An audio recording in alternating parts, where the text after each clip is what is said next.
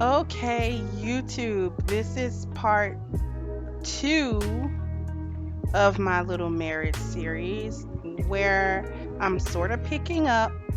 We're still defining marriage, okay? And we're defining the roles of each individual. Now, in the last video, I discussed what men are expected to do in a marriage, in that type of relationship. Uh, they have certain expectations. Along with those expectations, if they are meeting them, then they receive authority in that marriage. Okay. So, as a recap, men are the maintainers and the protectors of women, and they've been given a degree of authority specifically due to the fact that they are spending out of their well earned, hard earned resources to maintain a woman and or the children in a family setting, in a marriage.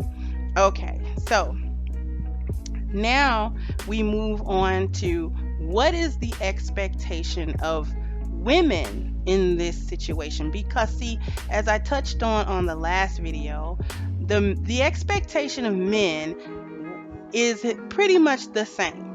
Okay, in just about any culture you go to, men are expected to be the providers, and they're expected to be the protector, and they're expected to do all of these things. Okay, but and so that has been pretty static. What's been dynamic is the role of women in response to a man actually fulfilling those things in a marriage, okay? In which those are not the only things, but that's the foundation, right? So nowadays, women aren't really expected to do anything concrete. They don't have any expectations now that society pressures them to meet, or they're not good women. You see? So if men don't meet these expectations that we assume and presume that they should meet, well, we get to call them deadbeats and not good men, and beta males and all of this, right? But what happens when a woman doesn't fulfill her role, and more importantly, what is her role, right? So we have to sort of define, how is a woman to respond to good treatment from a man when she's married and he is doing all of the things that he is expected to do in a marriage? What is her response? So, like I did before, I'm not gonna give the disclaimers anymore because you should have watched the first video. We're gonna head back to that same verse of Quran for the second part of what a woman's response should be. So I'm picking up in the middle of that verse. Okay. Therefore, the righteous women are devoutly obedient. So the first thing is obedient. Who are they obedient to? Well, because I'm coming from the Quran, it's gonna be Allah first, and then their husband. Okay. And also, along with that obedience, she is to do something else. She is to guard, in the husband's absence, two and very important things, included but not limited to her chastity, which basically don't hand out kitty to anyone else. And secondly, her husband's property, his wealth, things of that nature. So I'm going to delve into that. But first, we're going to hit the obedient part, because that actually triggers a lot of women, especially American women, because we are not accustomed to that word being applied to us in the context of a romantic relationship or a marriage. And many of us get triggered because we think that that translates into being a slave to your husband and that he can do anything to you and you have to jump off a cliff if he says so, and all of these crazy things. So let me just sort of bring to you what it really is, okay? So when we say obedient, like I said, it triggers a lot of women. They say, well, obedient like how? Obedient like a dog? Or are we being obedient like a slave? Or are we being obedient like a kid? Like what is this obedience part? Okay? So, obedience, I'm going to give out a couple of examples, right? Because we only kind of scoff at that concept when we're talking about marriage. But you're obedient to men anyways, right? You do what men say. Because if you're at work and your boss is a man, you do what he says, right? And he doesn't kindly ask you to do your job. He demands that you do your job. If you're at certain workplaces, they may threaten you to fire you if you don't do your job, right? So if your boss or your supervisor is a man and you're a woman, and he comes to you and says, I need X, X, and X, and X and Y done by such and such deadline, and if you don't do it, let's just say he's a butthole and he threatens you. If you don't do it, you're gonna get fired. Okay? Now, if what he just named out are actually within your job description that you signed up for, you gotta do it, right? And if you're smart, you're not gonna give him a bunch of lip about it. You're gonna just do it. Okay? You may not like the way he approached you, but you're not gonna have a whole lot of lip. You're just gonna put your head down and do it. You might vent somewhere else, but you're not gonna rock your own boat, right, for the paycheck, right? So that is obedience. You're being obedient, right? And if it makes you feel any better, men do the same thing in other aspects of their life, because guess what? They work and they may have a boss and he's a man and he's telling them stuff. So or you've got men in the military. And I know I use the military a lot for somebody who has never ever been in the military, but it just makes sense, right? So men go into the military and their commanding officer is the commanding officer, right? And he's not asking, and he's not even telling in a gentle way or really even respectful. He's establishing that when I tell you to do something, you better do it. And I don't want to hear any back talk, lip, fat lip. I don't want to hear any of that. You're gonna do it, and if you don't do it, there's definitely gonna be hell to pay the captain. So you just better learn, how to be a subordinate, basically, in this structure, right? In this system. You are, I think the lowest rank is a private. I'm not sure. Whoever it is, they can correct me in the comments. I don't know the ranks. But anyways, so you're low, right? On the totem pole, you're low rank in the military. So everybody's your commanding officer, really. You have to do what they say, right? If you want to climb up, you'll be a good soldier and you really do what they say. So ladies, it's not like men don't know how that feels. They do it with each other all the time, okay?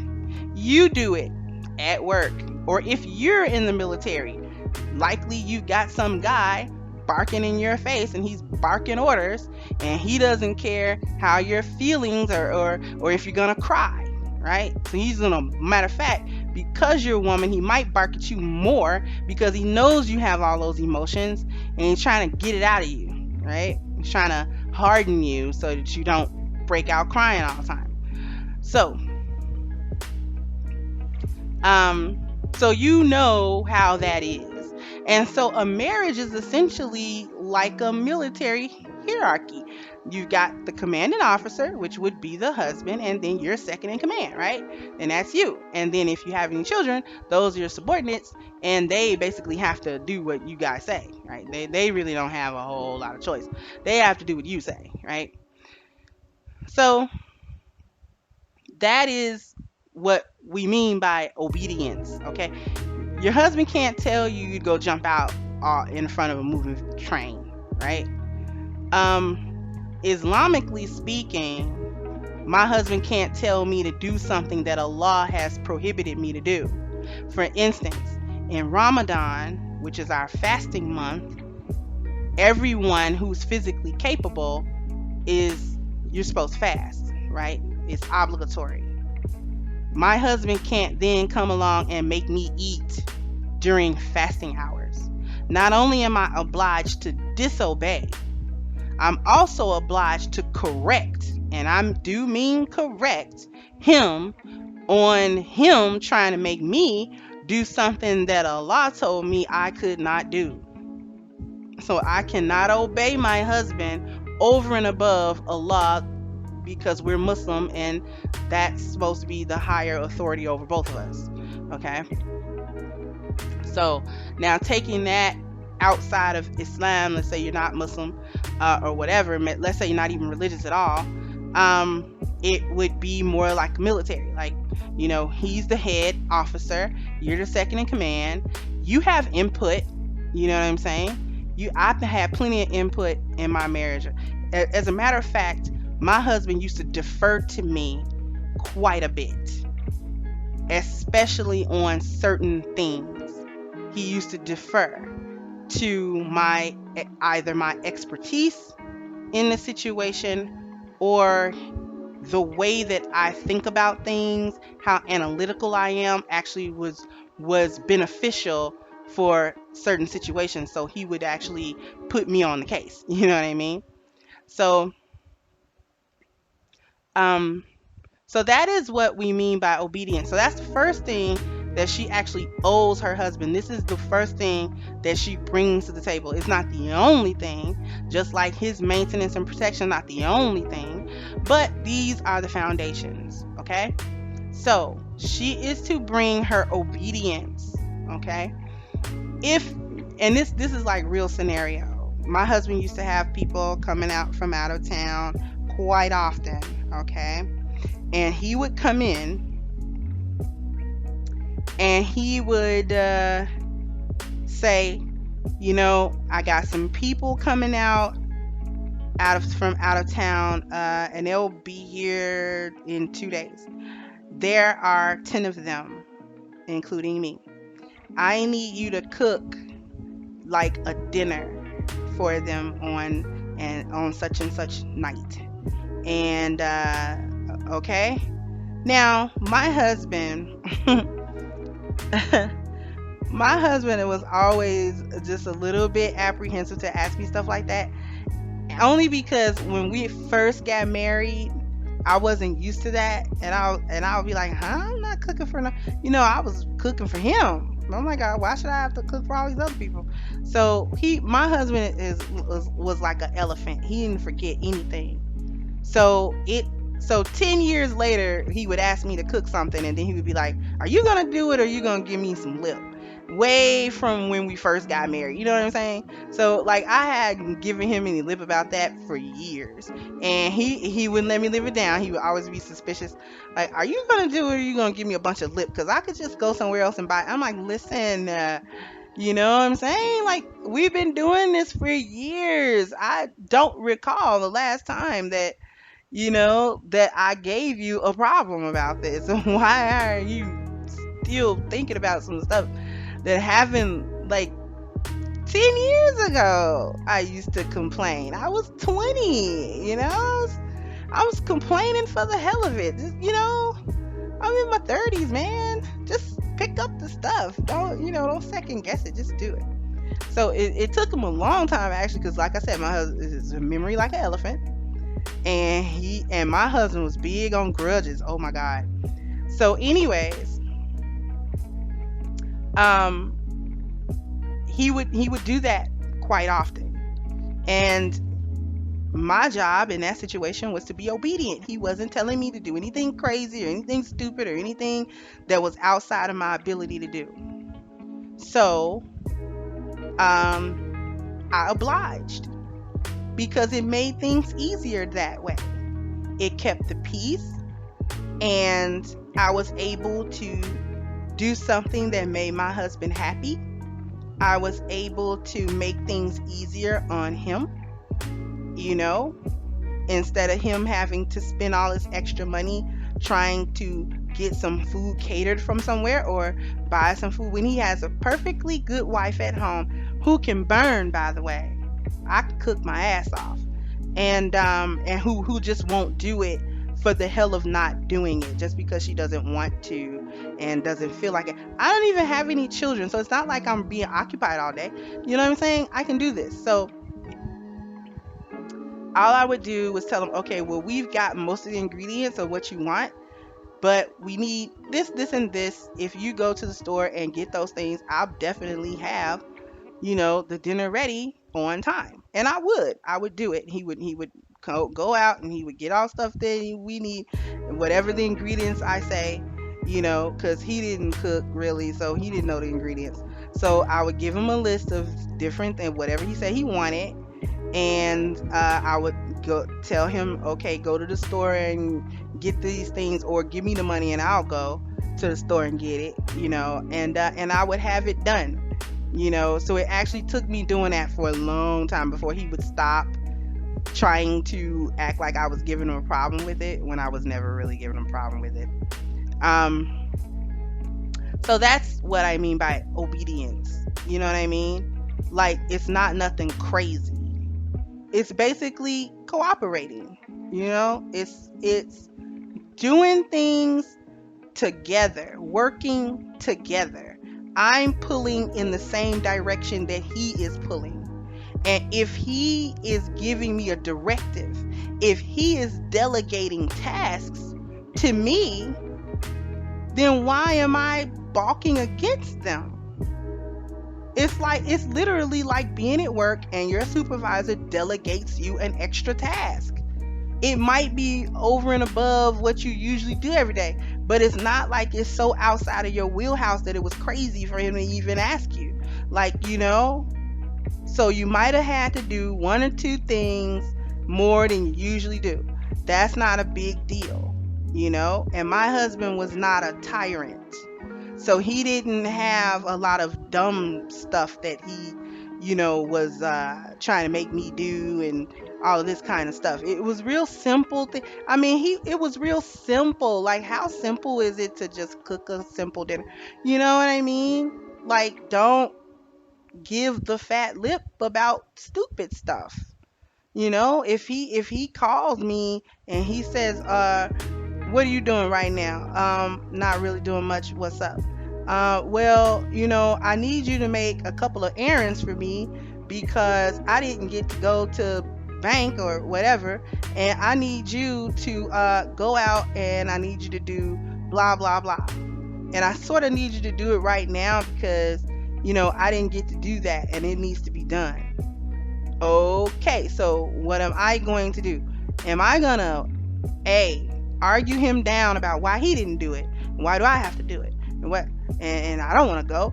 And why should I have to do something he shouldn't have forgot? And you knew it had to be done. And why didn't you do? Am I gonna spend time doing that crap, or is it much more simpler for me to say, okay, baby, I'm putting on my clothes right now, and I'll have that done for you. Let me get off the phone so I can go ahead and do it. Right? Right. Right? Right. Right. It's simple, right? It's so much easier, right? Because he knows when I do things like that, he knows he has somebody that he can rely on. He knows he has a partner, right? A partner. That's what marriage is. It's a partnership. If you go into business with someone and they don't work well with you, first of all, the business is going to suffer. Second of all, it becomes untenable because this person is obstinate for no reason. Like, they nothing that you all suggest that you come to make an agreement today what you're going to do, and then later on that day they don't do it. It just makes things hard for no reasons. It's hard for no reason. So that's obedience, right? Okay. So The next part is, in the husband's absence, guard two main things: your chastity, his wealth. The chastity should speak for itself, but I'm gonna say it anyway. No screwing around with somebody else. Okay? Don't screw around. If you're just at that point, ladies, where you gotta have some other guy, leave the marriage. But don't cheat. Don't cheat. That should be simple, right? That should be simple. Because even the men in Islam are not expected to cheat. And you'll hear a lot of men say, well, men have to cheat. Well, they have a biological imperative that they want more than one woman. They have a strong desire for that. I don't know that they have to cheat, because cheating was not acceptable to me. And especially because he was Muslim and he had the right to have 3 whole other women legally. So why do something in a bad way when you can do it in a good way? It's like, why lie when the truth will suffice? You know what I mean? But that's later. No, the chastity should speak for itself. Now, the wealth, the guarding of the property, that sometimes gets sketchy for women, because you don't think that reaching into his wallet and getting that $100 out without his permission, you don't think that's stealing. But that would be stealing. If you reach into your husband's wallet and he doesn't know, and let's say he's got cash in there, and you get that $50, or you go ahead and swipe that $100, or you get his card out of his wallet for the day, and he doesn't know that you did that, okay? And you just spend it or whatever, that is stealing. Him being your husband doesn't make that better. It actually makes it a little worse, because now he can't trust you. He can't trust his wallet around you, because you actually will go into it and get it. You don't know what he was going to do with that money. You don't know if he was going to pay something with that money, or he was going to put that money in the bank. You don't know what he was going to do, because you didn't ask. You just saw it and you're like, ooh, and I could go on shopping spree or something. But that's not how that's supposed to work. So you're supposed to guard his wealth and his property from yourself, and also from other people. Don't let your family, your mom and your sisters and brothers and blah blah blah, they need their rent paid, or there's something going on and they need some food out of it, or whatever, and you just willy-nilly go into your husband's wallet, or if you have a joint account where both of you are watching and making sure that it doesn't go under a certain balance and what have you, whatever the arrangement is, you need to consult, okay? Or you can't just let people come and get the money, you know what I mean? Or misappropriate the money. That's another one. He gives you money to pay the bills. You're supposed to pay the light bill and the gas bill and the blah blah blah and the phone bill, whatever. And he gives you a couple of $100 to cover all of that. And for some reason, you came back with shopping bags. That is misappropriation of funds. There is no faster way to make a man resent you and not trust you than to screw over his money, right? So, ladies, the screwing over of the money, that's not gonna work. That the fastest way, I'm telling you what I know. I tried that. I was young. I swiped $20 out of my husband's wallet. Okay. This was within the first year of our marriage, maybe. Yeah, it's the first year of our marriage. I took $20. I just took it. And, there's not much you could do with $20. I went to the store and I don't even know what I bought. Later on, he comes back home. He says, $20 is missing out of my wallet. Do you know what happened to that? So I didn't lie. I said, yeah, I took it. And played it off like it was cute. And he wasn't angry, but the look on his face let me know that he didn't think it was cute. Now, like I said, he wasn't angry. He didn't even mention it again. He didn't say, well, don't do that, or, well, I was going to do that with that money. He said nothing. He just kind of looked at me, and the look was of almost of disappointment. Like he hadn't expected me to do that. And I had disappointed him. And I felt so bad. I felt so bad. So bad. I felt like I had, well, I did do something wrong. But I really, really felt bad. And, like I ended up like I was selling like little baked goods and stuff like that.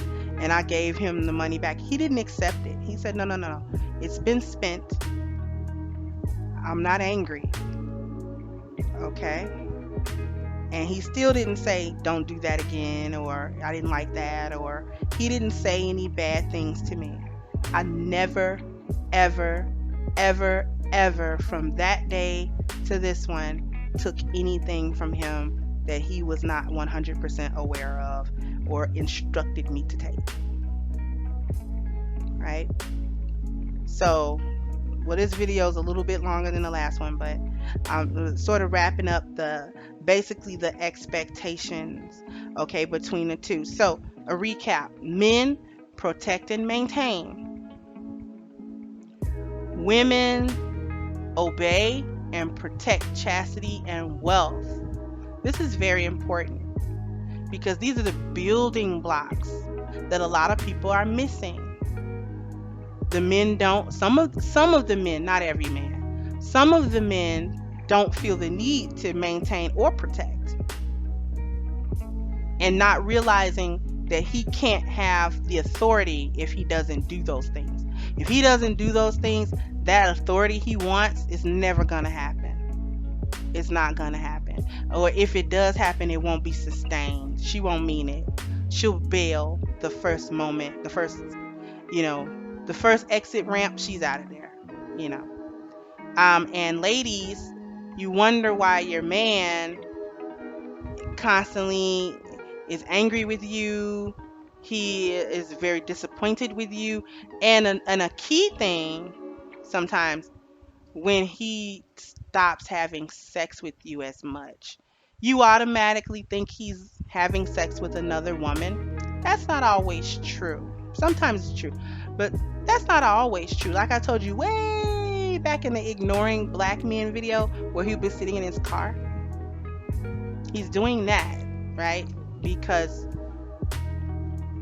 he feels some type of way about you and how he's being treated or mistreated in the relationship. And he doesn't want to lose you, but also for him, things have got to change if he's gonna stay. And sometimes he doesn't have all the words necessarily for you, because to him sometimes it should be intuitive to you,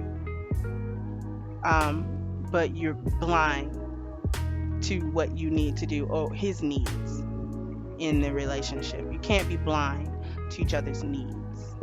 Okay, so gonna end this one off and gonna do part 3. And in part 3, well, you'll know what I do in part 3. Just listen to it. Just stay tuned.